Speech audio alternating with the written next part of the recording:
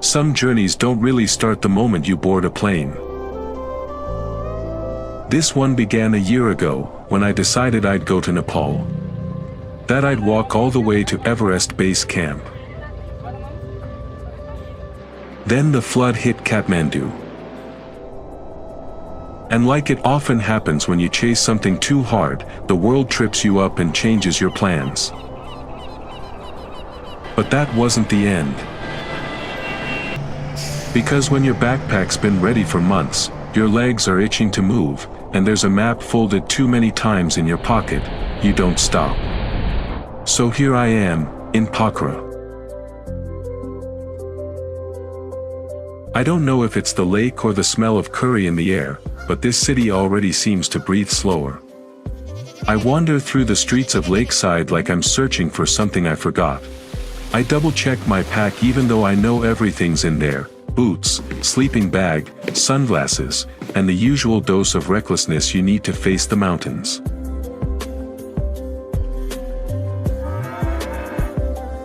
Every sign feels like a whisper: trekking shop, base camp cafe, namaste lodge.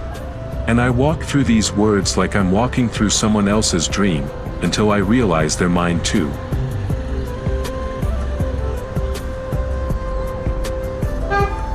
Tomorrow, it begins. 10 days. A trail that climbs through the highest mountains on Earth. A loop around the soul of the Himalayas. I don't know exactly what I'll find, but I know I'll come back changed. And maybe, that's the real reason I left in the first place. So, here we go. Day 1. Backpack loaded, boots laced, expectations high, and reality quietly waiting around the next bend. First, a practical tip before you even set foot on the trail: there are no ATMs along the way. Let me repeat that: no cash machines, no miracle apps, no mobile banking.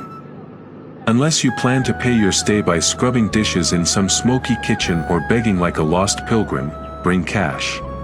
A safe bet is $30 per day, plus at least 20% extra for surprises, cravings, or that weird inner voice that suddenly decides you need a slice of apple pie at 3,000 meters. And water? Here's something no one tells you. The higher you climb, the more expensive it gets. At a certain point, a single bottle can cost more than your dinner. So here's my advice: get purification tablets. They're light, cheap, and will save you a small fortune. And let's be honest, drinking glacier-fed Himalayan water that you treated yourself tastes better, feels better. It's like shaking hands with the mountain.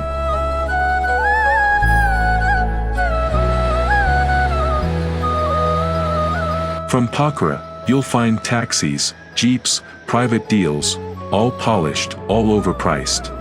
But the local bus to Birathanti, just a couple of dollars and an unforgettable experience.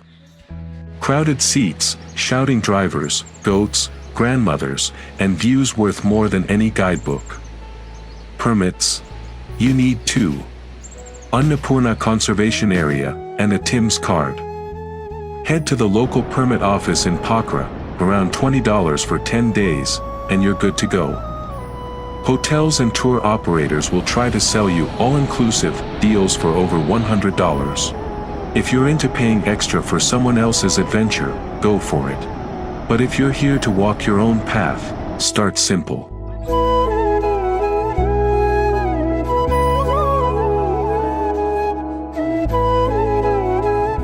So here I am, leaving behind the noisy comfort of Pokhara, heading north, towards something I still can't quite name. The road to Birathanti isn't long, but it feels like a threshold, between what you were, and what the mountains might turn you into.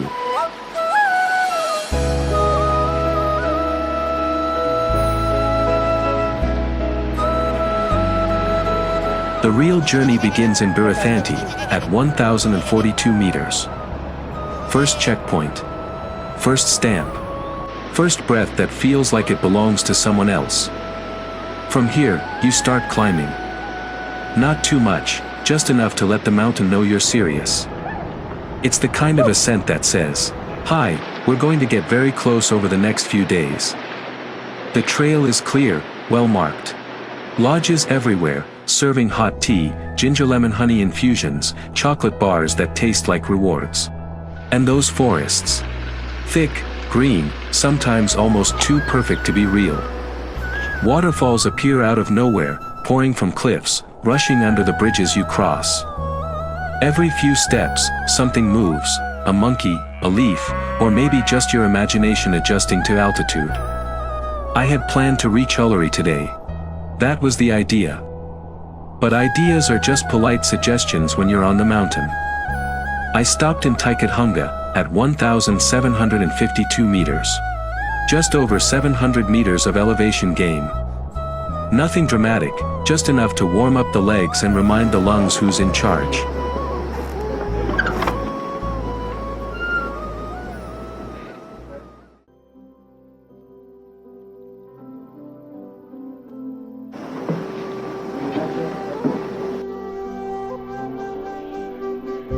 Day 2. Early wake up. A quick breakfast. Boots on. And the mountain, waiting. Today, the Rayal climbing begins. The stretch up to Ullery is not for the faint of heart. Nearly 3 kilometers of pure staircase, carved into the rock, winding upward like some ancient test of will. It's steep. It's endless. And it doesn't pretend to be gentle.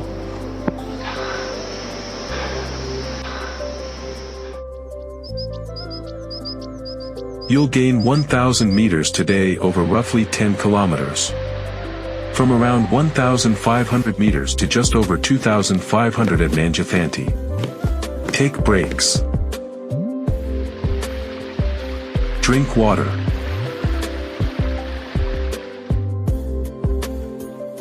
And order the garlic soup. Yes, garlic. It might not sound glamorous, but it's warm, delicious, and surprisingly effective against altitude.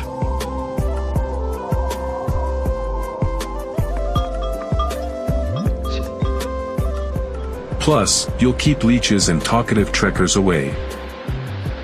But here's the thing, the pain is the price for some of the most magical landscapes you'll ever see.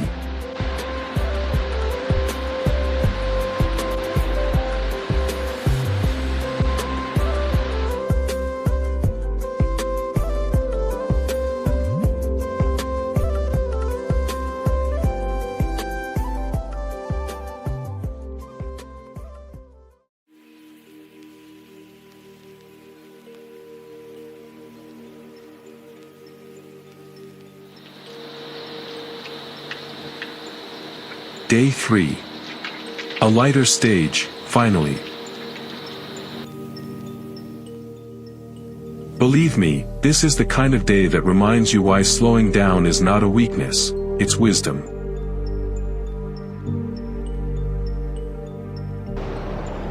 From Nanjathanti to Gorapani, it's just under 4 kilometers. But don't let the numbers fool you. It's 4 kilometers of absolute beauty. Moss-covered trees. Whispers of waterfalls. A trail that curves like a brushstroke across the forest.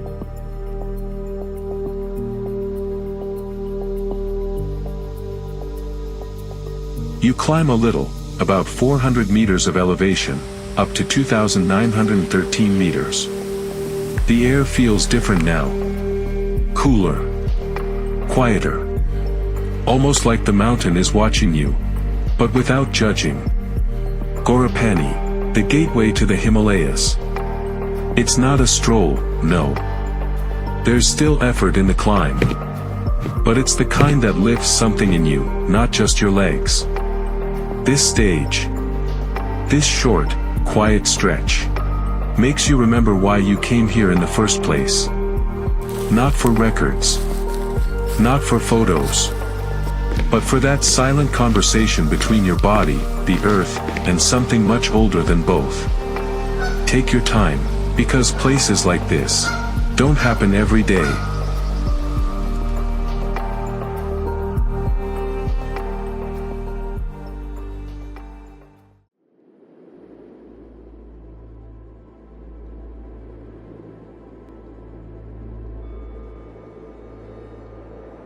Day 4.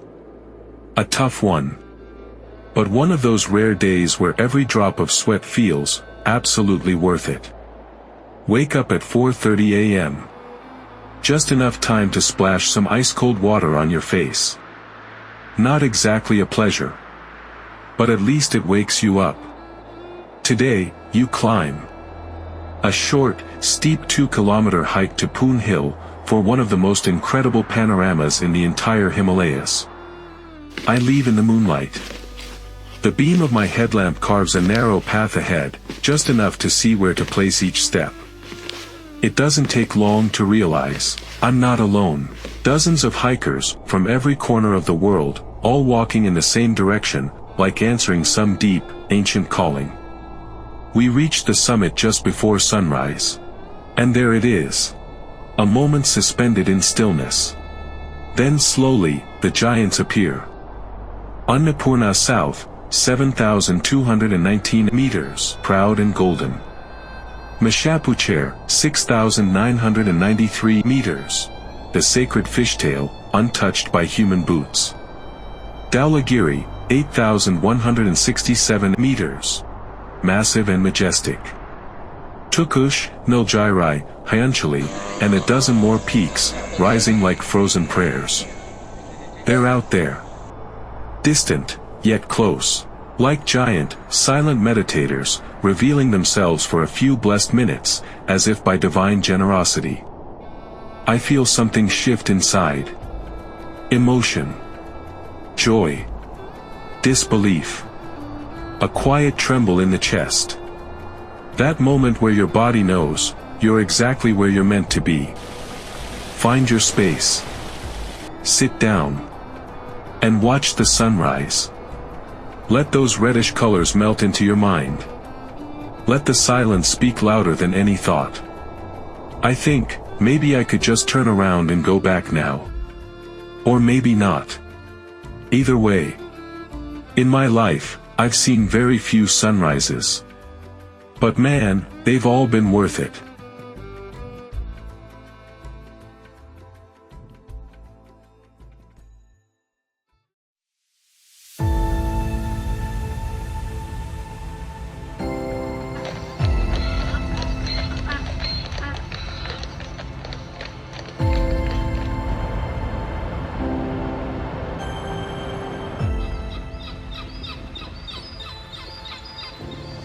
Day 5. Today, you move. It looks easy on paper. But trust me, it's a trap.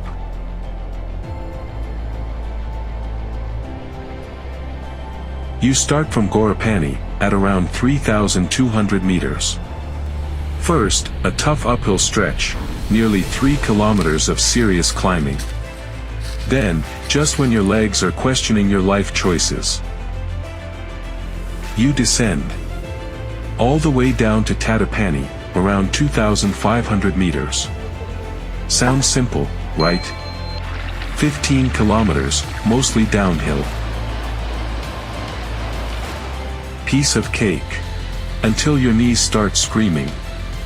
This is where trekking poles and knee braces become your best friends. Unless you're 20 years old or younger, and built like a mountain goat, fatigue is creeping in now. You start dreaming of a hot shower. Or just a chair. Or a bed that doesn't feel like a wooden box. But somewhere ahead, the base camp is waiting. Like a silent lighthouse pulling you forward. And in between,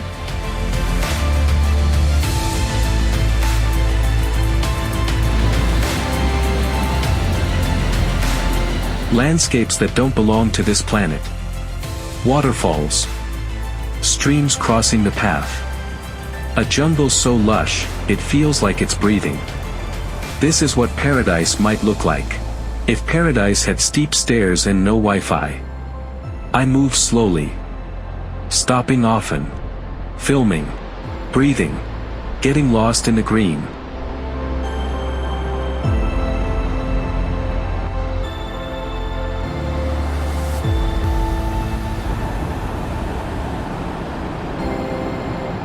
Then suddenly, it's afternoon. Then late afternoon. I'm late.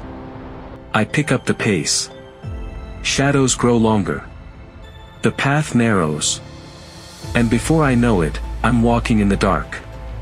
1 hour of pure tension. Every rustle sounds like a leopard preparing to pounce. I imagine the headlines: Italian hiker missing in Himalayan forest. Last seen with camera and garlic soup. But in the end, it's all in my head. No lions. No tigers. Just silence. So if you ever arrive after dark, don't panic. This forest isn't out to get you. It's just showing you another face. The quiet one. The ancient one. The one that walks with you, even when you're afraid.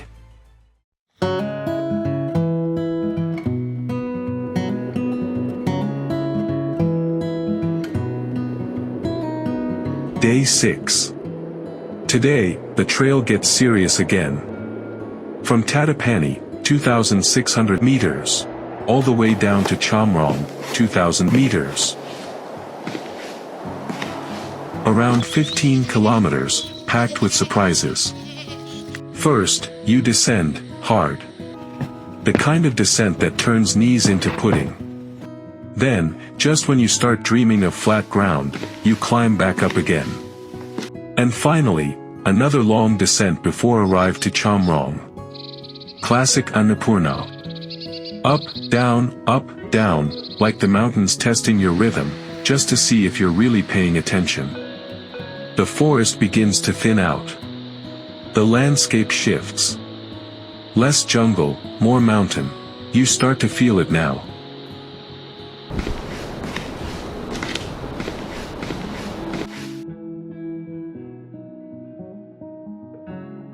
The raw altitude, the wind, the silence that grows deeper with every step.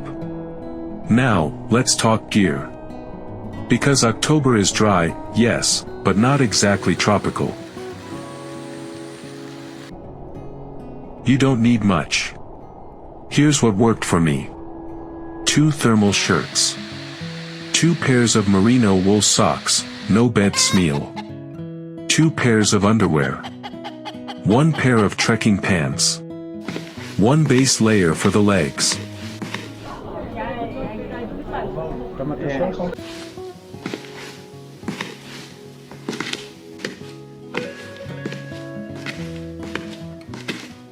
And most importantly, a good jacket and a solid rain shell, top and bottom. Because when that storm hits, you'll want gear that works. Not some cheap knockoff from a market stall. Yes, Kathmandu and Pokhara are full of trekking shops, and prices are tempting. But unless you know what you're buying, don't gamble.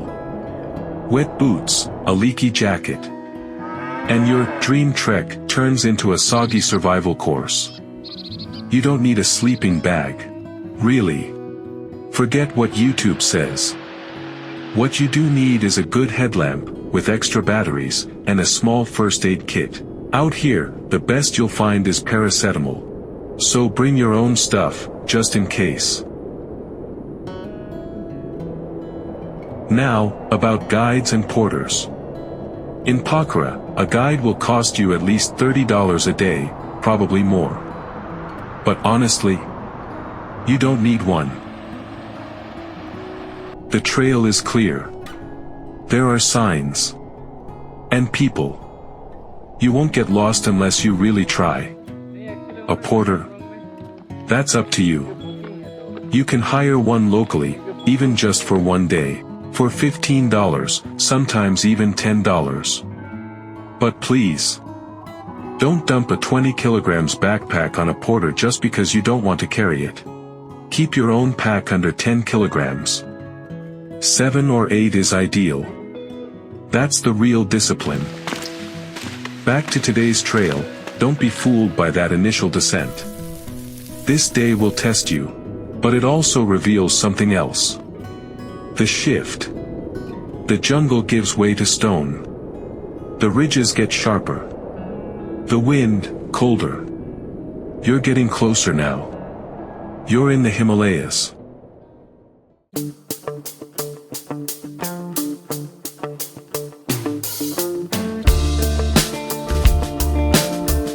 Day 7. Now it gets real. No more warm-ups. This is the beginning of the final push. First thing, a 2-kilometer staircase from hell. From 1,800 meters up to over 2,500. No mercy. No breaks. No pretending. Another 15 kilometers. It's the kind of climb that makes you talk to your legs. Or curse them. Or both. Make sure you eat well before starting. And bring your patience. This slope is like an exam, it doesn't care how strong you are. It just wants to know how stubborn you can be. But somewhere in the climb, something changes. The views. The Himalayas are now right there, not in the distance, not as a concept. But real. Present. Towering. From Chamrong, the trail joins up with the main route. The one that goes straight to Annapurna base camp. You'll notice the difference. More people. More porters, carrying backpacks and entire lodge supplies on their backs. Yum yum. Yum yum. Walking barefoot. Smiling. You realize, everyone's climbing something. Some carry bags. Some carry doubts. Some carry dreams. Today, more than ever. Drink. Hydrate like it's your job. And if there's garlic soup, don't skip it. From Chamrong, you aim for Dobhan, or if you're young, and fueled by ambition and sugar, you might try to make it all the way to Durali. I tried. I really did. But I didn't make it. And you know what? That's fine. Because this isn't a race. It's a slow negotiation with yourself. One where the reward is not the arrival, but the fact that you kept going.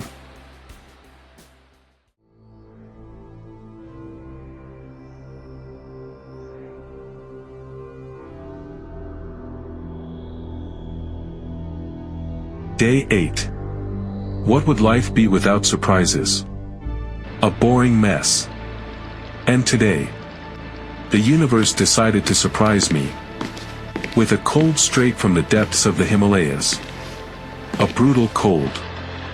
Nose like a faucet. A cough that shakes your lungs from the inside. Breathing? Optional. I don't know if I'll make it to Annapurna base camp. But I'll tell you one thing, I won't go down without a fight. Today's stage. Short. Just 6 kilometers. Only 200 meters of elevation gain, from around 2,900 to 3,176 meters. Sounds gentle. But it's not. It hurts. Every step feels heavier. My breath shortens, my thoughts slow down. The landscape is fully alpine now. Raw. Wild. High. This is no longer forest. This is stone and silence. But Durali hides the view. It keeps the real show just out of reach. Like a mountain playing hard to get. But there's one thing that makes today unforgettable. Hinku Falls. Massive, roaring, alive. You walk beside them, across tiny wooden bridges, with mist on your face. And the roar of water louder than your own thoughts.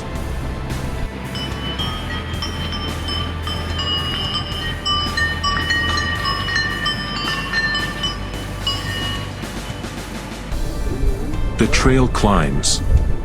Slow. Relentless. Through waterfalls, through fatigue, through doubts whispered by every muscle in your legs.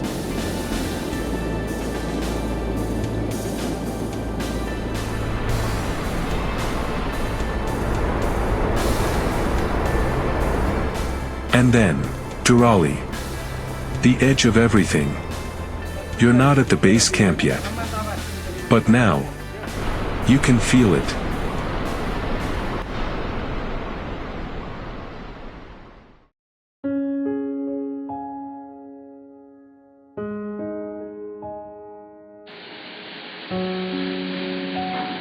Day 9. The Reckoning. I'm not well. Not even close.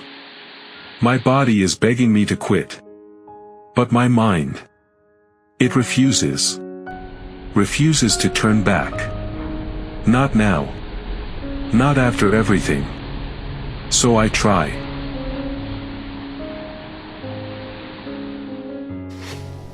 I decide to at least reach Mashapucher base camp. One step. Then another. It's time to dig deep, to scrape the bottom of the barrel. Whatever's left, I use it. The air is crisp. Clear. Silent. I leave Durali, 3,152 m. and begin the climb to Annapurna base camp, 4,127 m. Nearly 1,000 meters of ascent. This is it. The first few kilometers are brutal. My breath comes hard and shallow, so I walk with my head down, step by step. Just like the mountain taught me. It's a constant war. Between a body that wants to give up, and a mind that whispers, just keep going.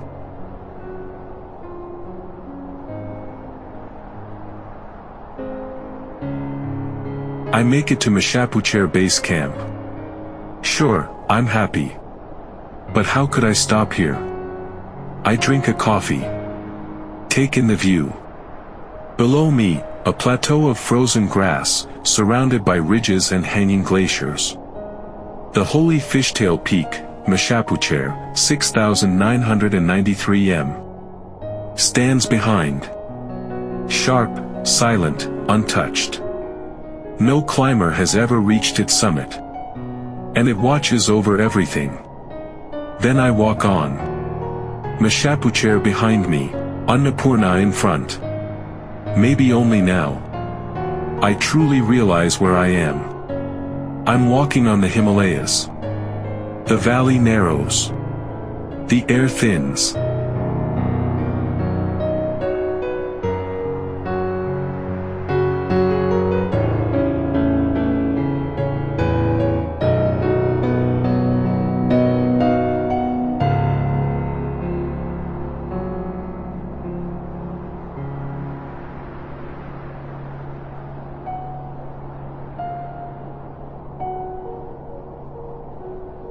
And suddenly, I'm there.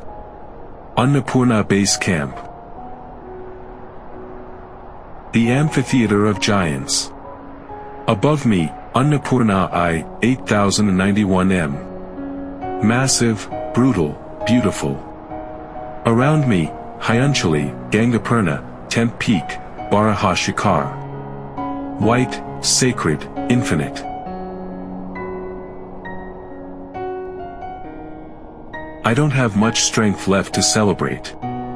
But I know this, these images are burned into my mind forever. Whenever I need them, they'll be there. I eat a bowl of noodles. Rest for half an hour. And that's it. The descent begins. More than 80 kilometers to reach this place.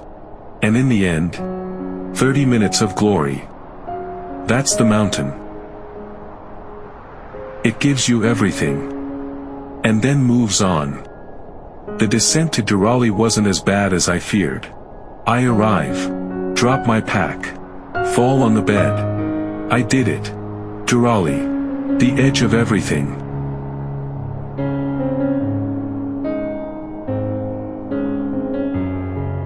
You're not at the base camp yet. But now, you can feel it.